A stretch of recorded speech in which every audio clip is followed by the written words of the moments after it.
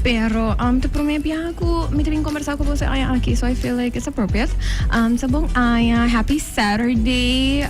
Hope you had a nice week, a productive one, whatever that means to you. A good one. Tininos ko kung sa trabaho, so sad. Tininos ko, ay, nato ko vakansi. So, may espero po ta enjoying bu ultimo dia ng di vakansi. Ipaisonan ko ta getting ready pa fakal awin noche. I hope you have fun, karata safe. Make sure ko buting designated driver people. No, G's pa sobra ko police may nabong boot. Pero because overall safety of everyone, so, you know, keep that in mind. Yung system, si bata parable friend, yung system, onda ko gusto ba ito pa otro, isa ko ko sang kita same manay standard, pero mita ba repetinang, pa sobra, mita kira safety. It's very, very important. To kara have fun. Of course, may kira sa ita main goal. May spera ko weather keda nice anto awan no yobe. Pasobra may no hay sa iluk. May sakutin ni boss ko sita hay sa iluk. Pero may spera ko sa no lay pasa. Anto, yes, wishing y'all a nice carnival season. No slow, of course, touching on that subject sometime next week in the coming episodes nang. Pero awin no sabay kumisa ko un topiko mas related to like the new year. Sabay papa di New Year's Gary's eigenlijk to repression ang kutabing ore ayan no bahabre oras kung sa topa hindi trabaho heri bakaya whatever sabay pa tiki di say tiki more self-compassion eigenlijk ato may tabay ta conversando ko Bibi-Jane may kire conversation di abe tabay ta mostly na English manera buso sa pamita importante pa nos por expresarnos to the best of our abilities con los guests das abe nos sabay ta papeando mostly ding English. But we might use some papimento words, basta may sakong turisa kita bay. Anto, yeah, si bating kalke pregunta falgasina, do let us know. Kara ko nasa live riba kulefam sa YouTube, Facebook, and of course, Sincerely Carolina sa YouTube. I-episode luta available. Riba Jamars, riba bo favorite podcasting platform, whichever that may be. Anto, yeah, my number is Carolina. My name is at some point. And I'm the host is Sincerely Carolina, and we just started with season 4. Yay! Gonna be thank you to my awesome sponsors for making this possible, of course. Thank you to La Roche, thank you to Total, thank you to Febreze. I appreciate you. We will be doing fun giveaways, of course, in the coming weeks. So stay tuned. All right. Meeting hope ideas in my life. Imita si mi stamta not cooperating. Pero no sabay work on it, okay? So without further ado, mita bay laga nos gas introduce si Sumes. Mita kira si bata riba Instagram, riba social media of some form. Basta sa aking Bibi-Jane ta, pero in case of y'all don't know, mita bay laga Bibi-Jane introduce herself and tell us a little bit of who she is. And yeah, we'll go from there as we usually do. Hello, Bibi-Jane. Hello. How are you? I'm good. I have a little bit of a cold, but hope you're grateful that I can sit here with you. Yay! So, meeting hope to follow Bibi-Jane to be sam to be sele or be aruba single man speak off and I feel like a lot of people do that. I don't do that. So if I reach out, it's because I really want to have a conversation. So we hope contento ko nos for have that conversation. And to ribon topic ko mita sintita like, you know, match what you're doing as well in your content and stuff. So it worked out perfect. So Bibi-Jane, tell us, what do you do? You know, you're a content creator. What does that mean? What content do you create? For those that don't know you. I'm a video content creator. I have a podcast as well. But I always have a hard time speaking on the Kikomi content. I feel like, to put it in easy words, I feel like in my 20s, I experienced a lot of issues myself, and I feel like to help me understand my own feelings and thoughts, I kind of make videos about it, and crazy enough, some people relate. So I guess that's kind of what's it about, and it's been really exciting. I've been doing this for a lot of years, but I really love it. I love it so much. Yes, and I mean, I think you said something really important that, you know, people relate. And I think that a lot of us are usually afraid that people, you know, do not relate to thoughts we're having or situations we're going through. But people are, and thanks to social media, you know, pros and cons. We always talk about that, but we get to see it and hear it and like not feel so isolated, even if it's somebody who's like miles away, on the other side of the world, speaking a different language. Point is that they're shared human experiences, so it's nice. Bibi-Jane, you also do a lot with denim, and you're a little bit in fashion, or a little bit of lotto. So maybe tell us a little bit about, your fashion, and your love for denim. Yeah, so I moved to the Netherlands around 8 years ago, and I lived on Aruba before that. So moving to the Netherlands, like that's when fashion for me was like, oh my god, there's seasons and there's like fashion weeks and this, that, and you have a lot of department stores you can choose from, and it was all really exciting to me. But at some point I started to realize like, oh, the clothes break fast, and I started to dive into like where they're made, how they're made, and that's also when I discovered thrift stores. It's something my mom always told me about, thrift stores. I was like, Mom, that's lame. I don't like, what is that? No one goes there. But then I went and I found it really exciting. It was like a treasure hunt for me. Even though some things didn't really fit sometimes, or I felt like, okay, this is a cool material, but I don't like how it fits or how it looks. And my mom always like sewed around the house and was always repairing things and stuff. So I thought, okay, if she can do it, I can do it. So I bought a sewing machine, and I always gravitated towards denim because I felt like that was like a strong material. It is generally. Generally, that's a really good point. Yeah, not all denim, but yeah, that's kind of how I fell in love with it, and I think it really ties into my storytelling I do today. I think denim can really tell stories because it can be so strong. And you probably know, if you have a jeans that's like your jeans and you've been wearing for 10 years, it has certain rips and things that is true to you and what you've done in the jeans. Yeah. Totally. Yes. So, I think that you are a multifaceted person, right? I think a lot of people in the younger generations have like these different identities, which I absolutely love, maybe compared to like other generations where people's identities are very tied to like one thing, but like you mentioned it all, you mention it in your podcast frequently. It also comes with like certain pressures, because like people are like waiting to see what comes next. Anytime you have a conversation with like other people, and then in different stages of life, different age groups, and then they have questions. But I have noticed that there are things that happen in certain seasons which are intensified, right? And around the New Year's, like it's not even like the first couple of days, but the first month, like January, tends to bring a lot of questions about like the rest of the year and what you're gonna do and how you're gonna like set things up. And on a system level, I understand, like, at work, you might, this might be the month where you're setting goals for like the year. Financially too, it's like, where a lot of fiscal years start. It might be, when like blasting starts and all that kind of stuff. So I understand how our brains have fixated around like January 1st. Starting January 1st, it's like a new cycle. It's how our calendar works, right? The new year starts in. But in my opinion, I feel like, New Year's Eve is fun and like ringing in the new year, but life is like continuous, and nothing, in my opinion, absolutely nothing changes between like, the old year and the new year. So whatever is going on in your life is going to continue to go on. Whatever you're working in your life is going to continue to work on. And of course, you can pick new projects, and if that helps you. But not everybody is interested in that. And then you might feel like a little shame or pressure when having those conversations. So I don't know. How do you feel about stuff like New Year's resolutions and like plans and stuff? Do you do that? I have like such mixed feelings about this. Because like, it's not something I'd say that I like naturally gravitate towards or something, but I still end up doing it. I still end up buying the journal and sitting down and trying to do it.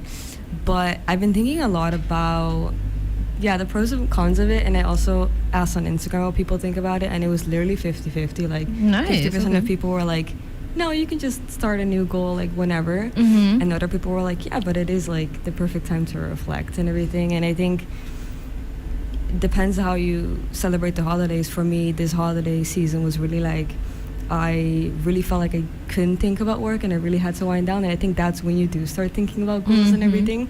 But it sometimes feels like an identity crisis. And I feel like your 20s is already like an identity crisis. For You sure. already like don't know really who you are and you're trying to find yourself. But yeah, I think like each year I'm like, do I need to change my life around? And I'm like, I don't, you know? Yeah.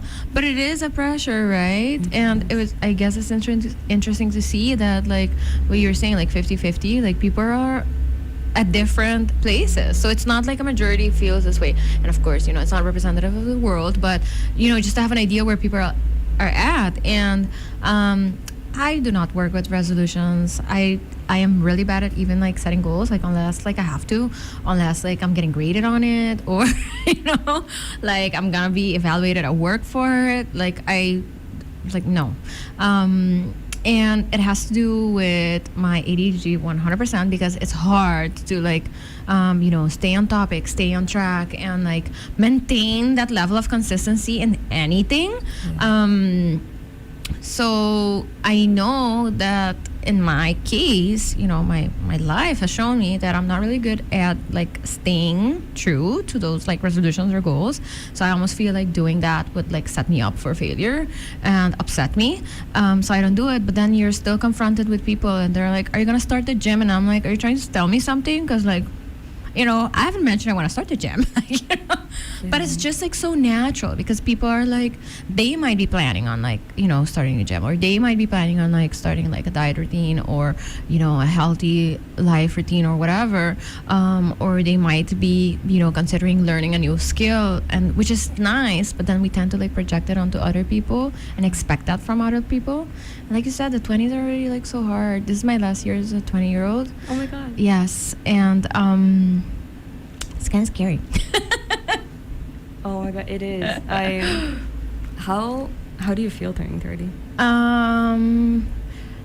Not like bad or anything. I get to like look back, because obviously it's like that's what you do, and then I'm like, and you do end up comparing, to some people or whatever. But I don't think I ever necessarily put specific goals.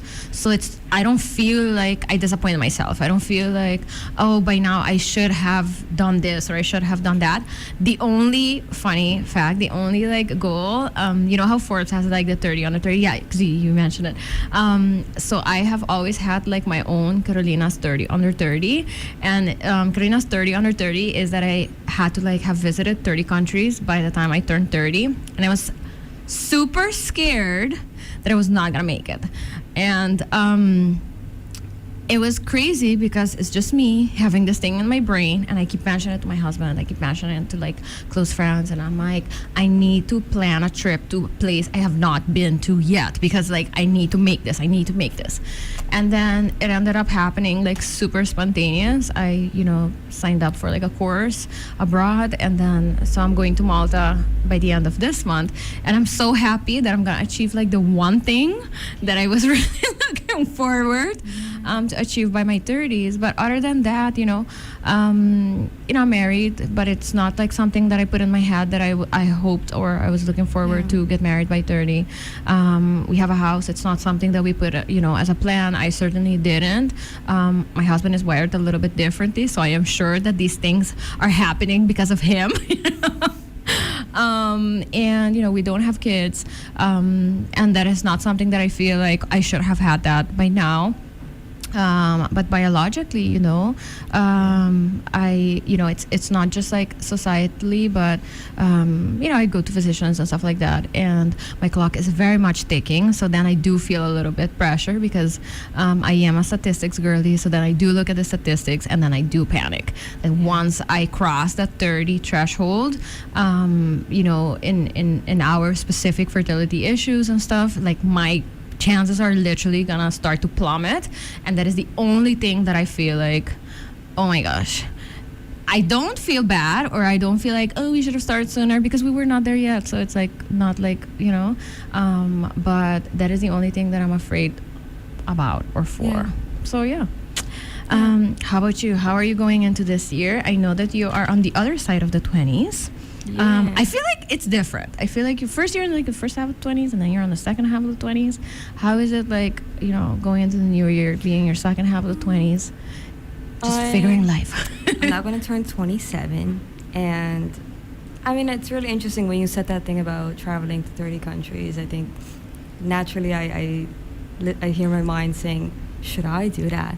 And I think that's the really interesting thing about goals is like, we see a lot now on social media, and I think it's really easy for us to think like, oh, should we do that? And I read an article about that recently saying that people don't achieve their goals or are not happy with setting goals because they're not their goals. It's goals that they think that they should do because they're seeing other people do it, or it's like expected in society. So yeah, it's really interesting. I like to like write some things down of like numbers, but I feel like that's more like a manifestation thing. But I rarely really look back at it, to be honest. I sometimes wish I was that girl that's like every month like habit tracker and this and that. I just don't have it in me, and I think that's okay. But sometimes it is hard to see people that are like so on point with that, and I sometimes wonder like, is that the path to success? Like, is that something I should be doing to be successful? But then it's like, what is success, Exactly. And exactly, like, what is it?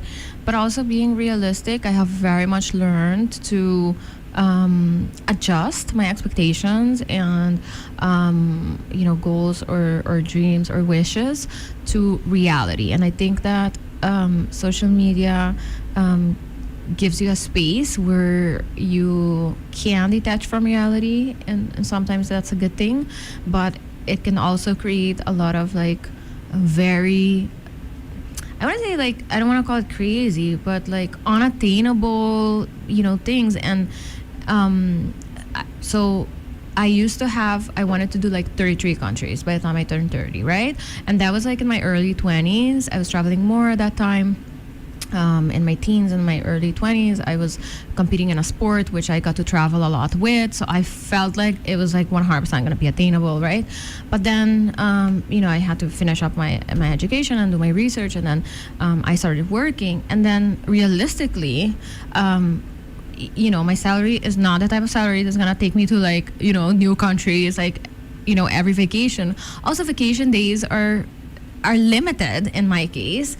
So then you can adjust. And then I was like, okay, I feel like 30 under 30 countries wise was a very attainable thing for me.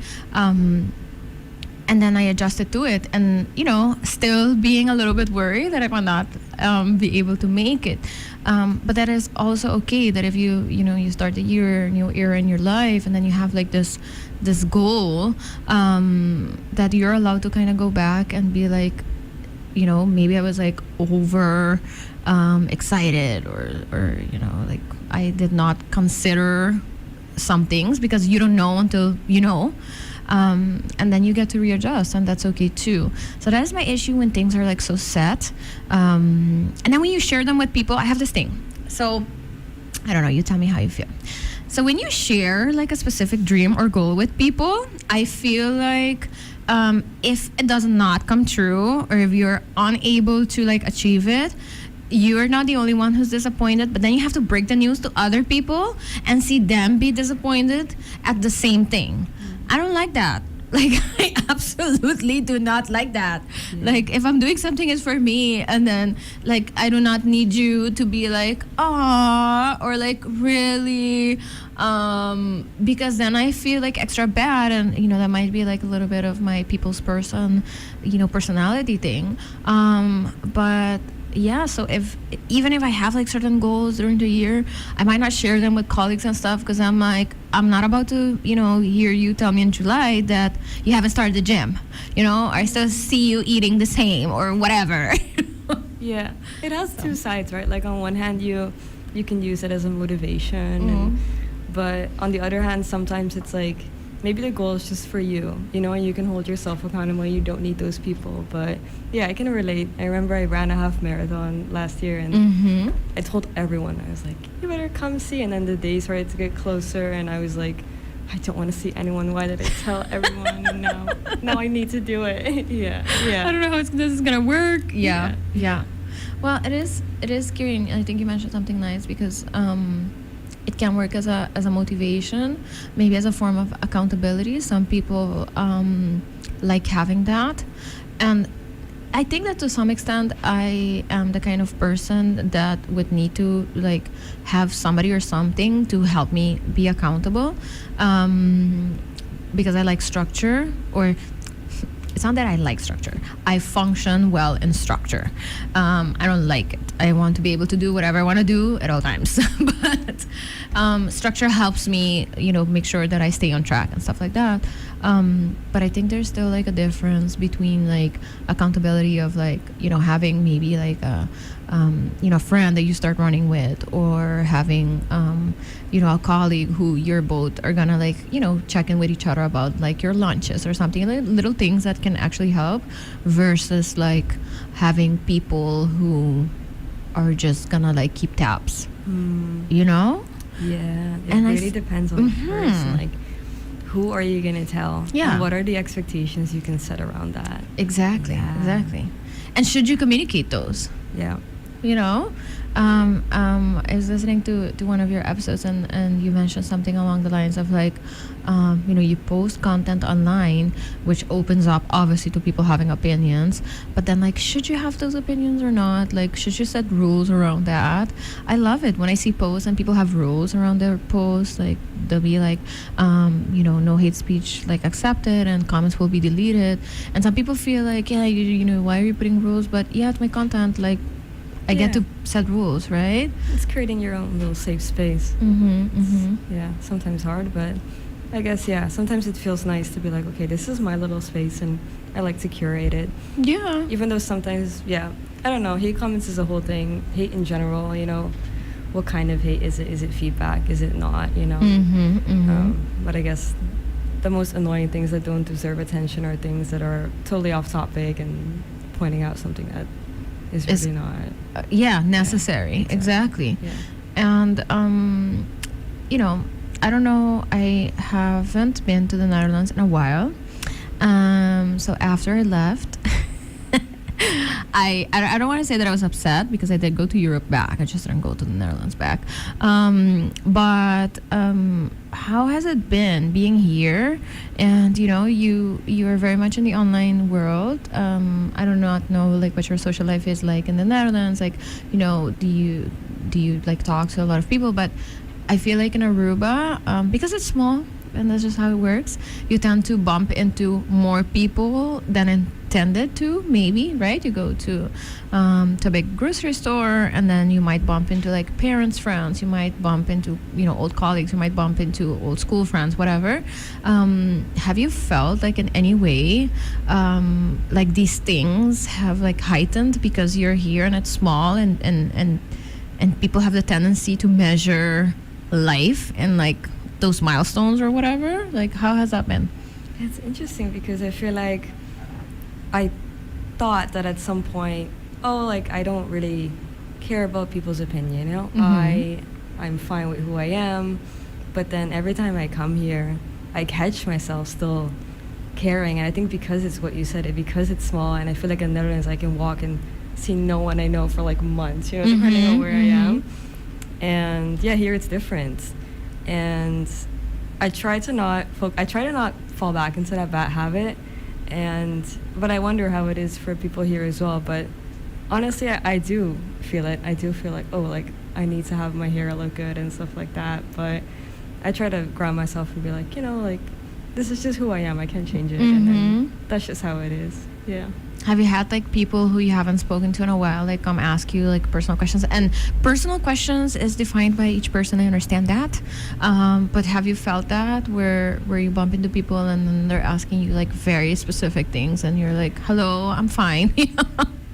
Yeah, sometimes it's interesting because people say I'm pretty vulnerable on the internet. I don't know if I can say I am, but I think that does open up room for certain conversations. True. And on one hand, it's nice because I was always someone that liked deep conversation. I don't like small talk and everything like that. But sometimes it is intense, especially if someone comes with their problems and you're like, I can't solve this, and I don't know how to react. Like, I'm also just a normal human being that I don't know. but yeah, it's still like, it's still something really special that people come up to you and want to have those vulnerable conversations. So it's a blessing as well. Yeah, it is, right? I don't know how like other people feel. Culturally, I feel like I'm wired a little bit differently because my parents are not Aruban. So in some things, you adapt, and you obviously grew up in this community and in this culture. So a lot of things you adopt. But then inherently, I feel like with certain things, I tend to be like a little bit more like whatever. So I'm the kind of person that if I want to go to the store close by to my house, and I'm in my pajamas, I might just go in my pajamas, and some people feel like that's like you should not do that.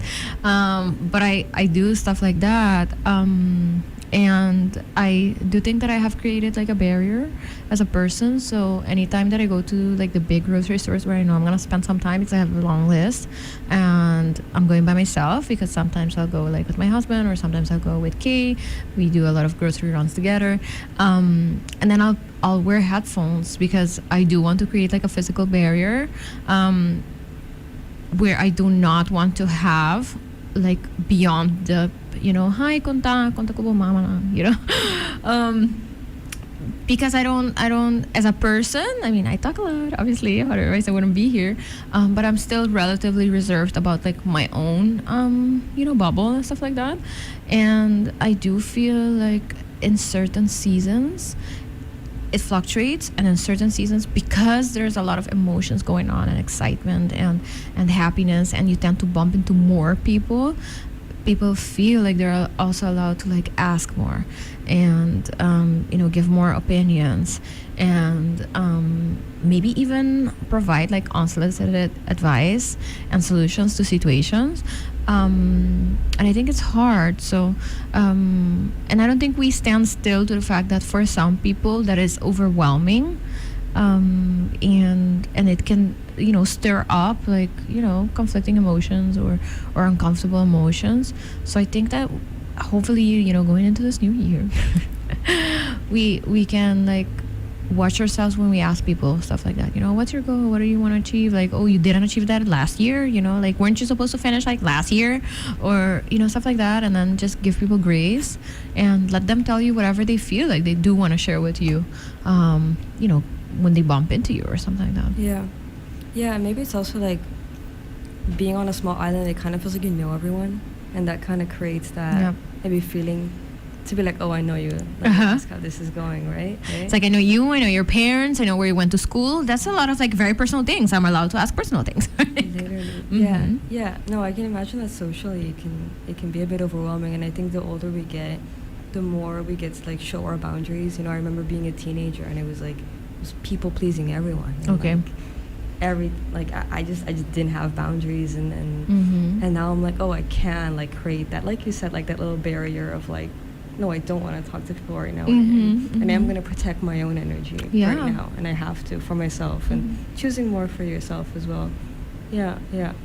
And for the people on the other side, it's not personal. I think that's important to say. Like, if somebody does not want to share or does not want to have like an in-depth conversation in aisle 4 of that big grocery store, we're not gonna say its name, it's not personal. It's just that we didn't go there to do that. And some people are able to switch and able to like just listen or talk, and it's not like I have not done that. I have like if I feel comfortable, you will see that, and I will engage. I will take out both my headphones, right? If I only take one, that's a sign that I am trying to like go back. But it's you also have to be receptive. I feel like sometimes we lack that receptiveness of like people's body language and people's like the way that they are communicating as well to us, whether or not they want to. And yeah, like you said, sometimes people will come up and share like very intense stuff. I love it that now I'm not the only one that gets to read random stuff. Dulce, because of course she's managing the social media accounts. Sometimes we'll get like very intense questions and very intense messages, and it's like I am not a professional. This is not a professional setting where I can help you with this. I can provide you some resources, because through what we do, we have gathered resources in the sense of this is where you should go, this is where you should get this information. But yeah, a lot of things are super intense, and I do not know what to do with that, or how to react, or if I react in a wrong way and then you take it in a wrong way, and then so yeah, it's I think that when you are even a little bit vulnerable, or you show something that is might seem like you are, then people feel open to I don't know, emotion dump on you or something like that. And I feel that happens a lot during the holidays and transitioning into the New Year's. That's a lot. It is. It really is. And it's well, I've been reading this book called The School of Life, and it's Okay. talking about how at school you don't learn about how to deal with your emotions. Nope. And I thought that concept was so interesting, because we don't, Mhm. even this, how do you react when someone shares something vulnerable with you and you don't want to say the wrong thing? Well, I do want to say shout out to the schools that are making some effort. Yeah. I teach those type of courses in some of our local high schools, Mhm. and I'm so happy that there is interest in teaching teens, because they are in a heightened emotional state, because just how our brains are working at that age, to realize this from both sides, when you're on the receiving end, but also when you are on the dumping end. How are you going to communicate what you're really trying to communicate? Do you even have words for what you're feeling? Do you even know where it's coming from, or do you know what triggered it, or is there a way that you can figure that out? And like you said, usually if you do not go through a program like that or whatever, it is in your 20s, because that's when you enter adulthood and you start to having to do stuff for yourself, where you find yourself okay, I need to figure this out, otherwise I'm going to keep sabotaging myself, or hurting myself or others if I don't figure it out. And then we tend to look at other people, and they're at different places of this process, and you're but wait, what did you do? How did it work for you? So yeah, I mean, it is expectations are hard, but let's talk a little bit about your big switch going into the creative industry full time. I think that is also something that younger people tend to struggle with around this time, especially because maybe if they do share goals, the goals might not be understood by other people, maybe older family members. Maybe some of them are open where you can explain, and they'll understand that. But how do you work with that? How do you still talk to people who might be in a very traditional way of living and way of making money, and then communicating how your goals and your structure and the way that you're gonna move into this new month, into this new quarter, whatever works in comparison to them? How does that work? Tell us a little bit about that. I'm in a very traditional sphere, so tell me.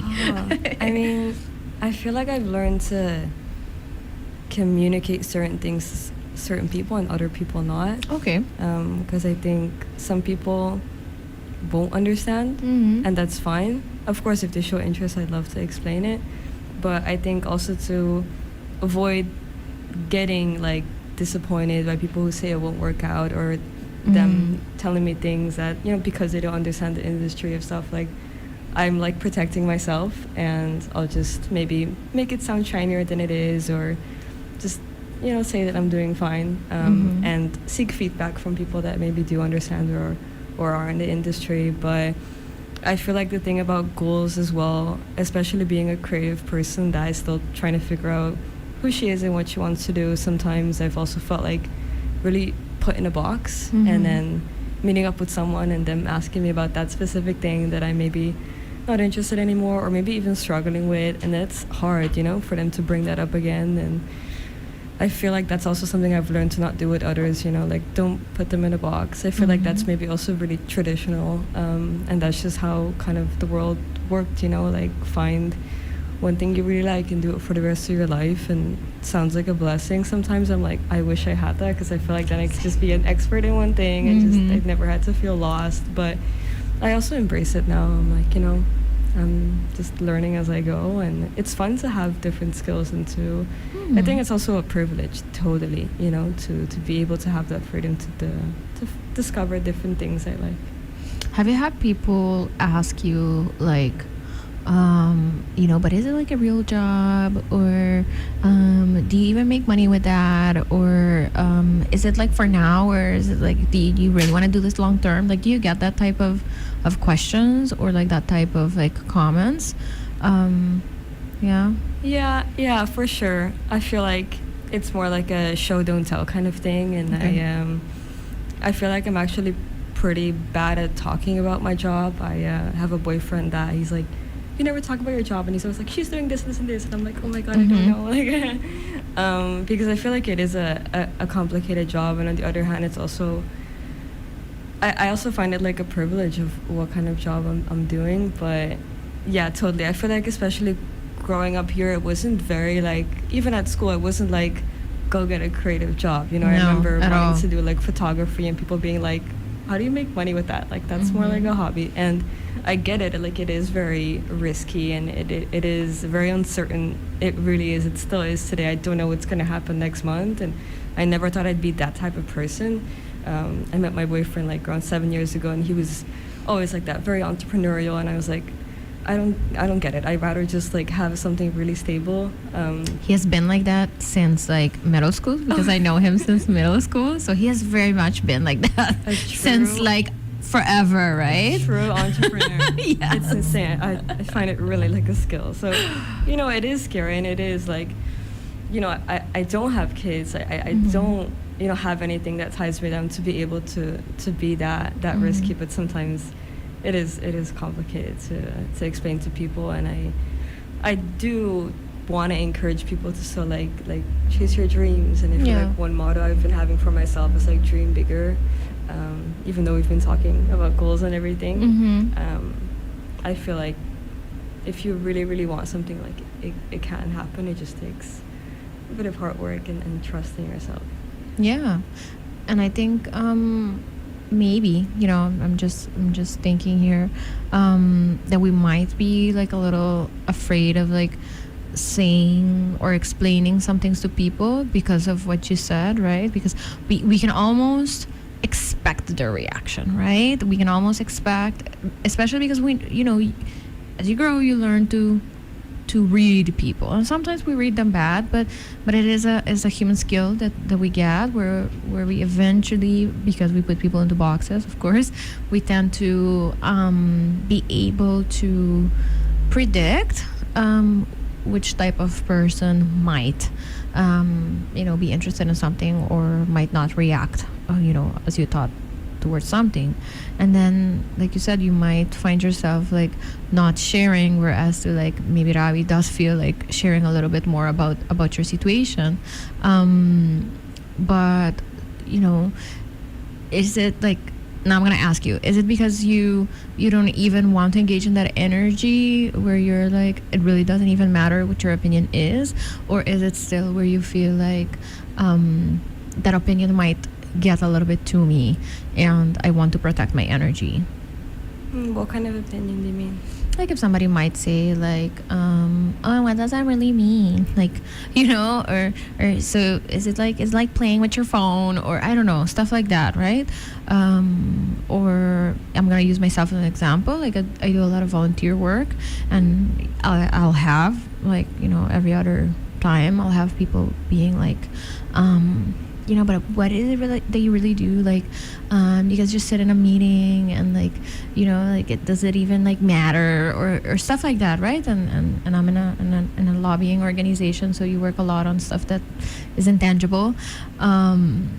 And then I'll think twice about how much I'll talk about the work that I do, like in Fundação Autismo, for example, and like, you know, in depth and and how do we do. But like lately I have found myself where they ask me about like fundational autismo, then I say something that I feel like people are gonna be like, oh wow, because I do, no matter what, still want to validate the fact that I am giving my time for free in this case, right, to this thing, right? I want to make it make sense for people who might not see it.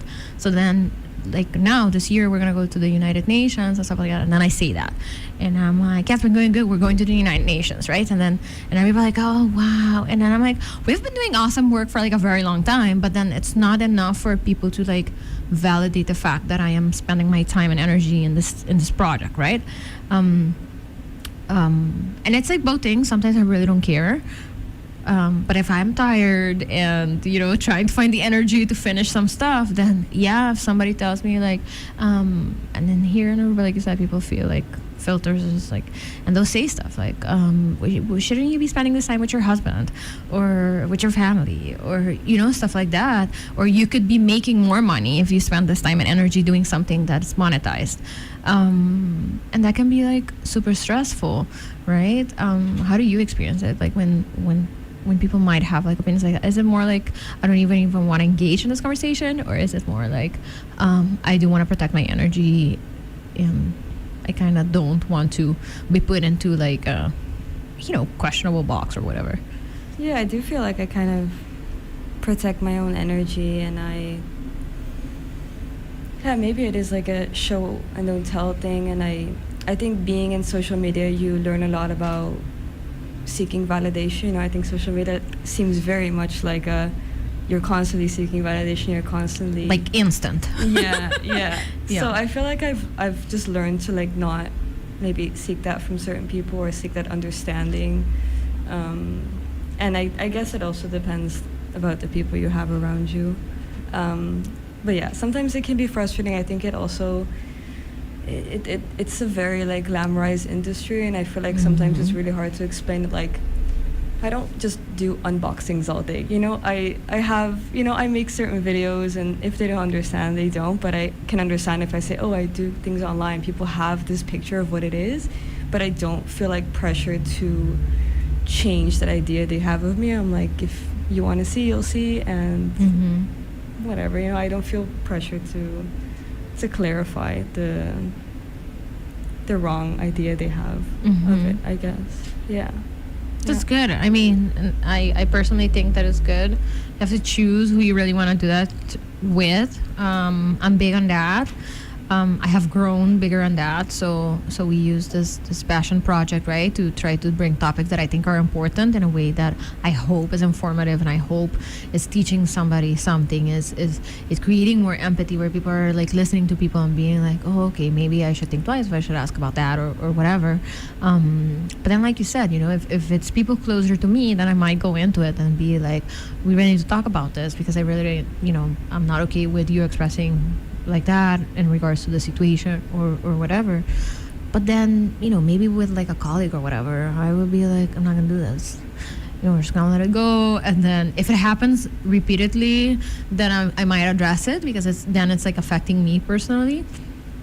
But I think that social media has created something in like the younger generations, and I see it in my nieces, for example. Like, you know, one is 18, one is 12, and where you almost become like self-conscious,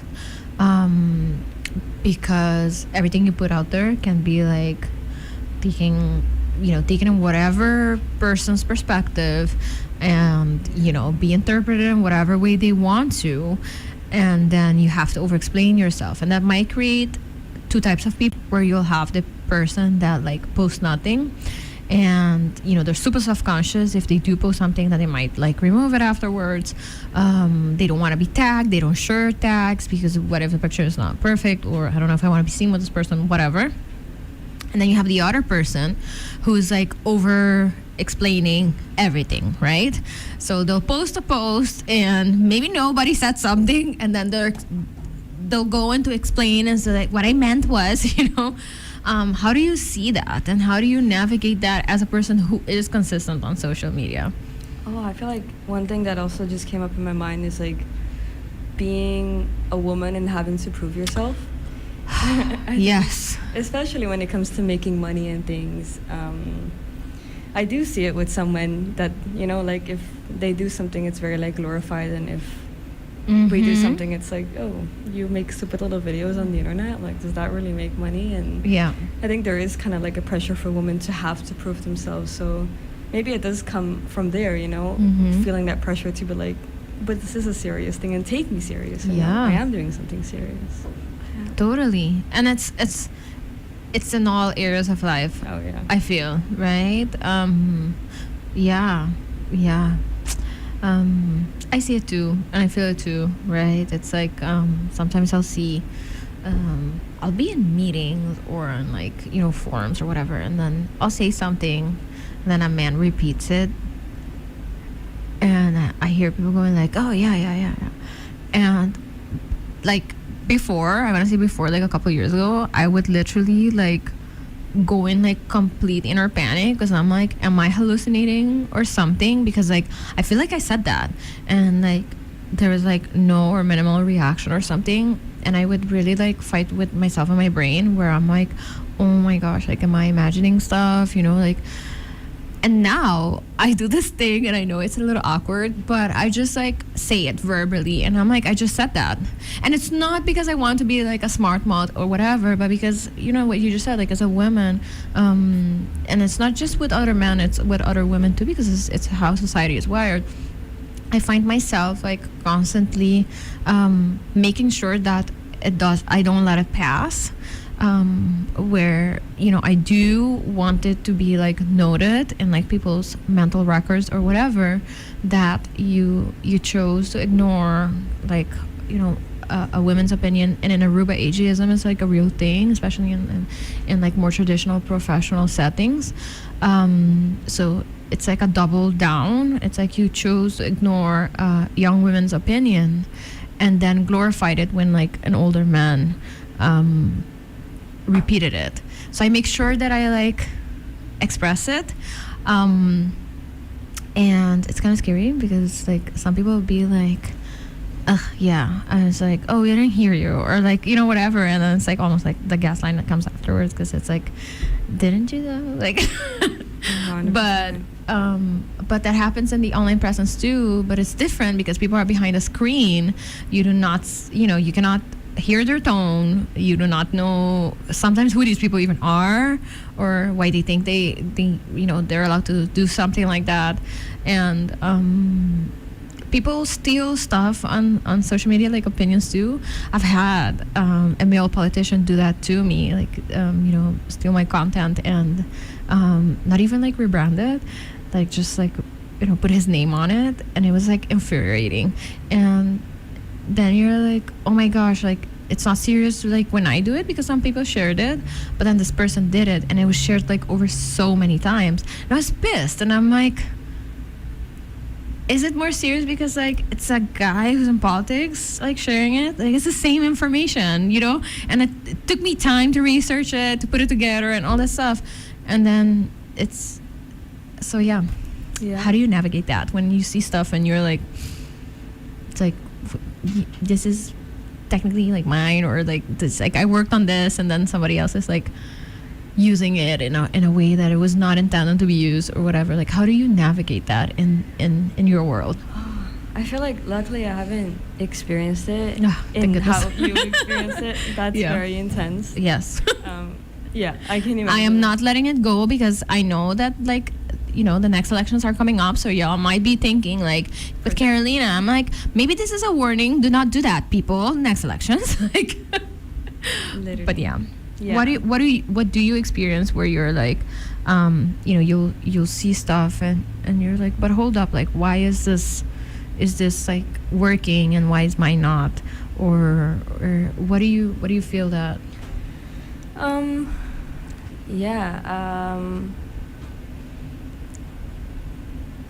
I can't think of anything specific, honestly.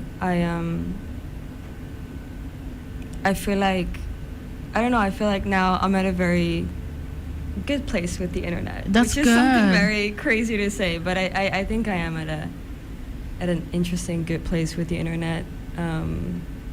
So yeah, very lucky. Not to say that it's like sometimes it's like mentally challenging, but I think for everyone to deal with social media. But I'm very lucky. I feel like I've curated certain types of people that Yes. I really found my audience, and I'm very grateful. You probably have the way your audience here, like these are my people. Like I feel I don't get safe like a lot of like weird messages, and I see that in your content too, and I think that's like really nice to see because when you see like other content and stuff like that, and then you see like how people react with it, or how people feel like they are allowed to react around it or work with it.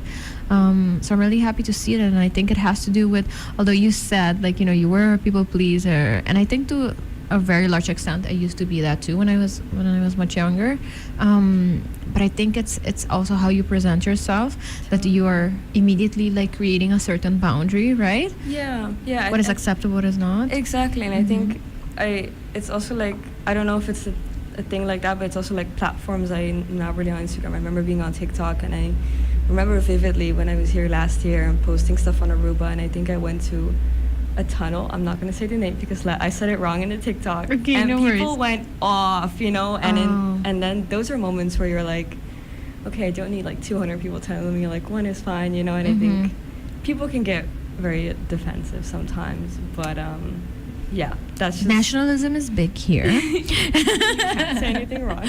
Yes, no, not about Aruba. Yeah. No. Yeah. So yeah, I can see how that is. Yeah, and I've seen it happen to a lot of like creative people who are either like locals or not locals even, who will come here and they just say something because they shared it and they thought it was interesting, and then they get that, right? Yeah, it is really important to think about what you share, especially as, you know, people are going to say, especially with the algorithm, you don't even need to have followers. People don't think sometimes, and especially like with Aruba, like it has impact, and I also think about that now. Like I know it if you say something negative, like people will see it and it can have impact, and it's very important that we don't do that. So. Or we think about like what the goal is, like putting out something. What's the intention? Yes. So I do want to, you know, tell everybody who's listening that, you know, I don't want to say like this is a New Year's goal, but maybe this is a way of setting like a good New Year's goal.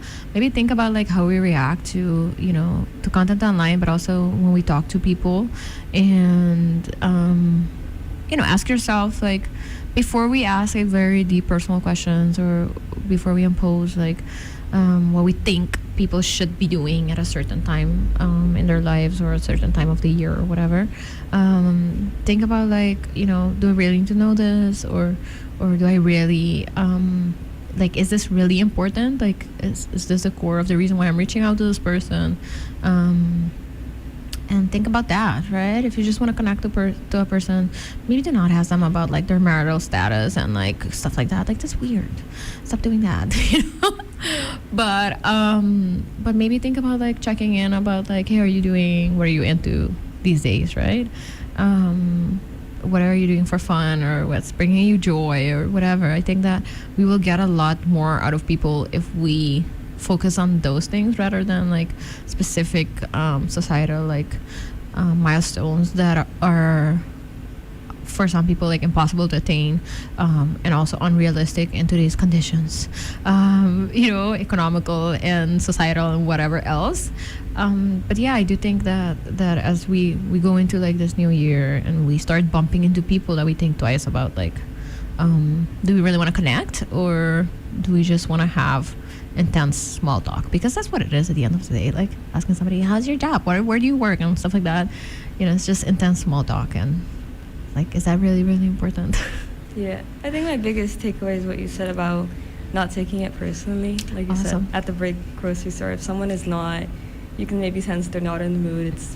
Maybe it has nothing to do with you. I think as humans, we're very natural to be like, they don't like me, or I did something wrong. Maybe they're just having a bad day. Exactly, and we're allowed to have those. You know, that's normalized, having less good days or bad days or whatever. And remember, people don't owe us anything. I think that's a very important thing to keep in mind too. You know, as we as we go into this new calendar year, like people do not owe us anything. So whatever they do volunteer to share or explain, take it for what it is. Appreciate it if you want to. If not, that's also fine. But yeah, I guess that is something, right? 100%. How did you experience today talking to me? I love it. It's live. That's something very new to me. I mean, it's just a conversation. We can't edit it, but yeah. Yeah, so I love that, and I think we can relate on a lot of topics, and I'm really, really glad that you gave me the space to share my thoughts as well. I'm happy to have you here, and for the people who do not know you, where can they find you and what you do? So you can find me at Bibi-Jane Angelica, and you can find me on Instagram, and there everything is linked. My podcast is linked there as well. Yes, and she has different like lengths of episodes. Some things are like very short, some things are longer. So I like that you have that, like, different types of listeners can like tune into that then. And thank you again for being here today and talking a little bit. Hopefully some people listened and it makes them think about like what conversations we should be having with others, but also to be more compassionate with themselves, that it really is okay to be doing your own thing. And it is okay not to start the year with like goals. It is okay not to have like a laundry list of things you're supposed to achieve each month and be doing and numbers and stuff like that. Life is a continuous thing, and of course it's marked by days and hours and months and whatever, but it just keeps going. So don't waste your time too much on like trying to measure things, because just live, right? I love it. Thank you so much for accepting my invitation and being here. I am looking forward to next week, and I'm not sure what we're going to talk about specifically, but I'm definitely going to start touching on Carnival, because Carnival is soon this year. And I hope that once again you had a good start of your year, week, work, whatever, for the ones that are starting on Monday, like teachers and students. Take it a day at a time. I know some of you are entering and then you have to go right into exams and stuff like that. Give yourself some grace. I absolutely despise the systems that puts like exams right after breaks. I don't know who thought that was a good idea, but it is a horrible idea, and it does stuff to people in their brains, and that's not nice. So whomever is in charge of that, please reconsider. There are ways to do it where you don't have to do that. But yeah, I just wanted to get that out of my system, because I always feel so bad for the youth and anybody who's still in school and has to like go and prepare for exams right after, winter break. I'm like, oh my God.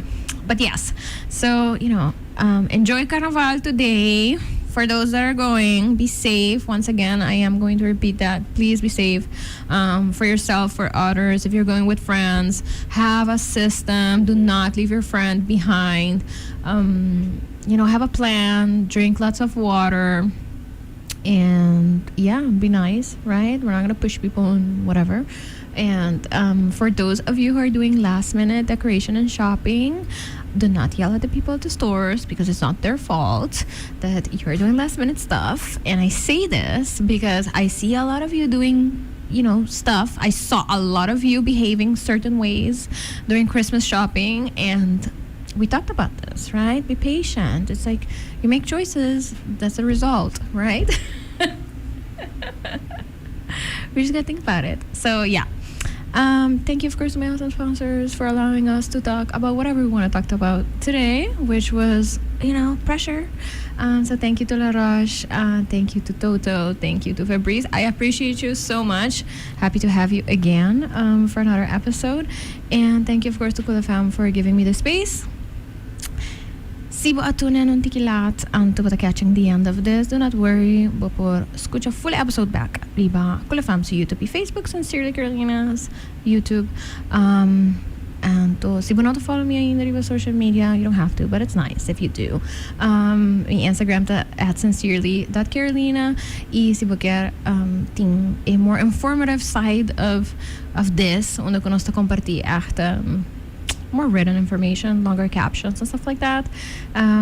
Gotta follow at Zenith Talks. Dulce is gonna be around for a couple of more weeks, and I do not have a plan for when she leaves, and I am starting to get stressed out about it. So I just want to say thank you to Dulce once again for, choosing to do her internship for Sincerely Carolina. I appreciate you. And yeah, I look forward to another week of a live episode. It's been a while, and I missed it. So yeah. See you. Be nice. Make better choices. Bye. Bye-bye.